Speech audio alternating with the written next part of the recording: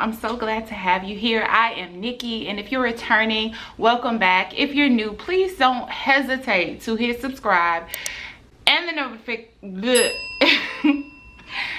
notification bell, and also go ahead and hit thumbs up whether you're new or returning or whatever, because it really greatly helps me with the algorithm, and it's kind of like tipping my channel. I would greatly appreciate it. So as you can see from the title, I am going to be talking about my experience with Goli apple cider vinegar gummies, and I'm also going to be kind of putting a pin in my experience from the Goli Ashwagandha gummy usage. I'm going to do that final recap on that at the end of this video, because for one, it's very quick, so it did not warrant another video. For two, I don't want to ruin it. If you haven't seen the first video, I feel like there's a lot of useful information in it. Only seeing this little side note that I'm putting in for people who've watched the video before kind of does it a disservice, because you won't get the context of what I'm talking about. So that'll be at the end, but I will timestamp it below if you do want to fast forward it, but it's there so it doesn't ruin it for somebody else who still needs to go and watch the other video.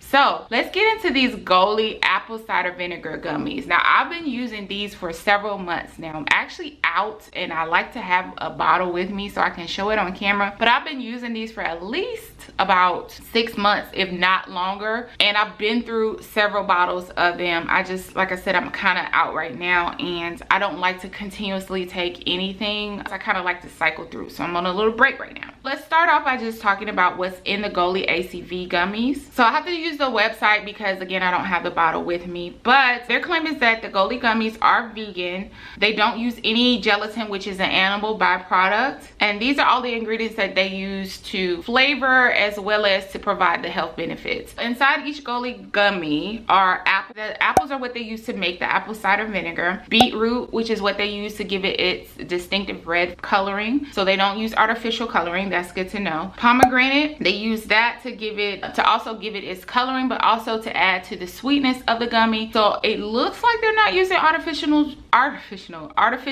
sweeteners. Vitamin B12, which helps with fatigue and tiredness. Pectin, so this is where what they replace the gelatin with. They use pectin to create the gummy texture, and it's a fiber found in fruit peels, which is how they're able to do vegan gummies. They also add vitamin B9, which is known as folic acid, which it supports so many functions in the body. And when I looked up more on folic acid, I do remember that when I was pregnant with my kids, I had to supplement and take something with it in it daily. It helps with red blood cell production. It helps with converting food into fuel. It has a lot of positive benefits. It also helps protect heart health. I'm going to encourage you to do your own research as far as the limit and how much you should be taking a day, because most studies seem to point to the fact that B9 helps prevent or reduce the occurrence of stroke and heart disease and heart attack. Always on this channel, I always encourage you to know that anything natural does not necessarily mean safe for you, because you have to look at your own health picture.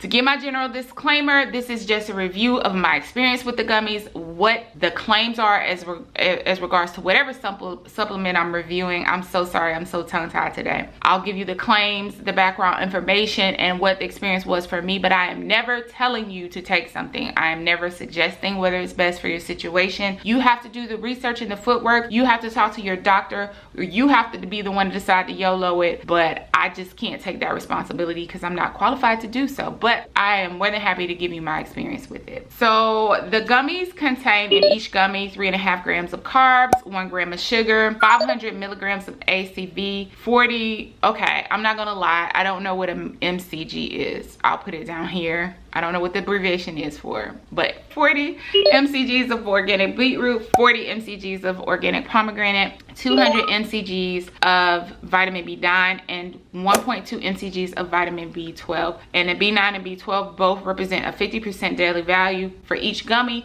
They do recommend that you take 1 to 2 gummies at a time, 1 to 3 times daily, which means you can basically take up to 6 gummies a day. Now, what is my usual dosage? Well, when I initially started taking them, I did start taking them 6 times a day. I mean, sorry, 3 times a day, 2 times each dose. I did that because I wanted to see if I got an immediate effect, if I noticed anything immediate about how it was affecting my body, negative or positive. I do not continue down that path because I don't believe, again, in inundating my body body with one supplement, because you have to be careful with vitamins and minerals. Too much of one can actually deplete another one that relies.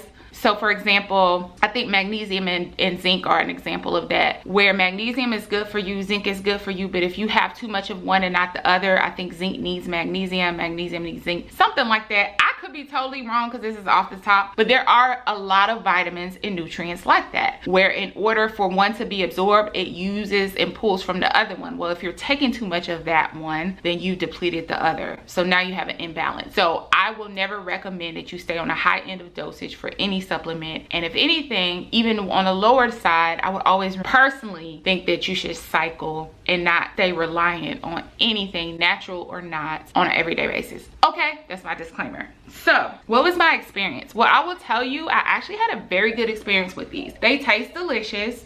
I already touched on the only negative about the deliciousness of them in my ashwagandha video, because it was the same thing, they were delicious, is that if I'm in a calorie deficit and I'm trying to only partake in certain types of foods as kind of like luxury reward items here and there, which would be like sweets and the candies that I like, it kind of awakens the senses for that candy taste. And I love some gummies. I love some sour gummies. So the plus side is it's good. The negative side is it kind of made me want more candy. Taste was awesome. The effects of it, well, I see a lot of claims about what apple cider vinegar can do. Now, mind you, I've taken ACV in the regular form, so I'm not new to ACV. I've used it on my skin and my skin mask. It's not a new thing to me. And I will say that before, with the regular ACV, I did notice a great decrease, or basically it stabilizes your blood sugars to be able to help you kind of control or curb some of those strong urges to just overeat. Kind of keeps you a little bit more stable. So it helped me go a little bit longer in between meals without wanting to just kind of graze along the way. The gummies had the same effect for me. I was very surprised, because to me, I'm not gonna lie, it seems so gimmicky. There's a lot of information out there about gummies. A lot of them, you're not getting much out of them. A lot of them, it's just the gimmick of it. I mean, you can take these things and the ingredients that they say are in there might be in there, but you might not be absorbing them. Well, I actually felt the effects as far as satiation. I wasn't hungry, okay? Now, that doesn't mean that I could go the whole day and starve myself to death. What it means was those blood sugar cycles that I have, that you sometimes have because your body is used to doing things a certain way, it helps stabilize that. So I'm only eating when I'm actually hungry. Another thing that I noticed with the apple cider gummies that I did not get from the ACV in liquid form was the energy boost. The first time I took these gummies, I took them at night and I could not sleep. I was not shaky. I wasn't nervous. I was just very awake and energized. And I did not get that with ACV liquid. So much so I was like, is this really what it is? So I took it the next morning. I took it the next afternoon. I took it the next night. I had the same issue. So then I kind of shifted my time frame to earlier to have my last two. It's been a while, y'all. I definitely know it was before dinner and not with, maybe about 4 o'clock. It was the gummies. And my hypothesis is that this was due to the B12 and the B9, the folic acid, which maybe my body needs a little more of. So I just think maybe I did actually need it. The energy that I got from it, I loved.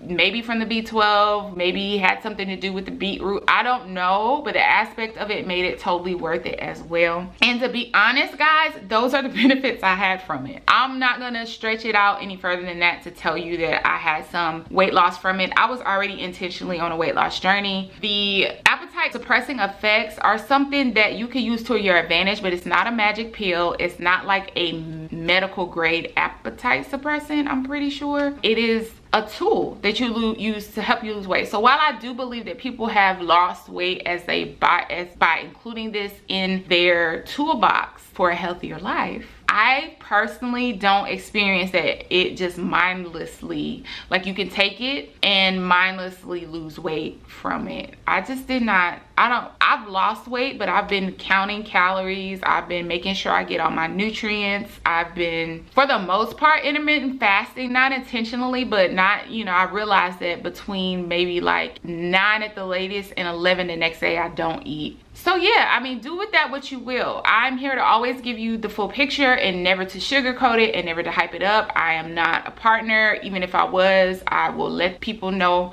up front. I'm not gonna lie to you guys. So it is totally worth it to me. Now, it is very expensive. It's $18 a bottle. So I would never recommend that you stick to the 6 a day. If nothing else, for the price, you're gonna have to kind of weigh out if it's worth spending that much, or if you'd be better off just supplementing with the B vitamins that you need and taking the ACV and kind of just trying to suck it up and take the ACV. Probiotic effects, oh, I didn't include that. I don't know that the gummies give you that same effect. Now, it does say that they includes the mother in those as well, which is that little stuff that you see settled at the bottom. That's where the probiotics come in the raw form. However, it doesn't indicate whether or not you're still getting the live probiotics in the gummy form, which to me, sometimes when they don't clarify, that means that you're probably not, because why wouldn't they market that? So yeah, take them. I mean, not take them, but I definitely recommend them based on my experience. But that is my experience. I hope that you give them a try. If you like them, let me know. If you already use them, let me know in the comments below. So now to do a quick recap on my ashwagandha experience. If you saw in the other video, I'm gonna kind of like, spoiler alert, I can't take the ashwagandha anymore. That was already said in my other video. I go through an explanation of why, but I do think it's a great product. You'll have to watch that video to understand why I'm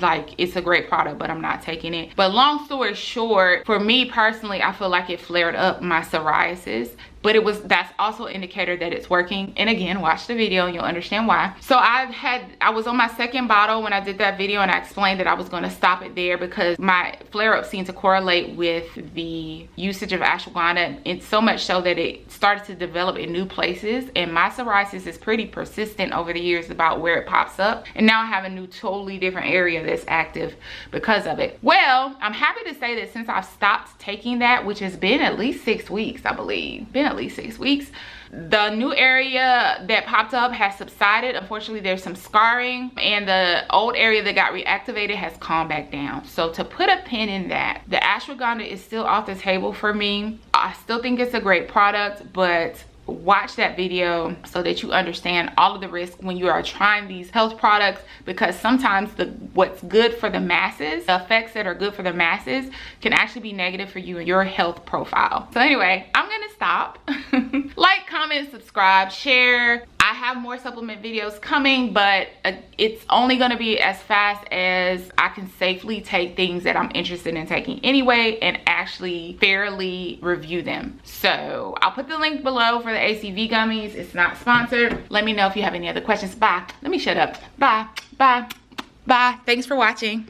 If you love me, let me hear you say my name, my name. If you love me, let me hear you, babe.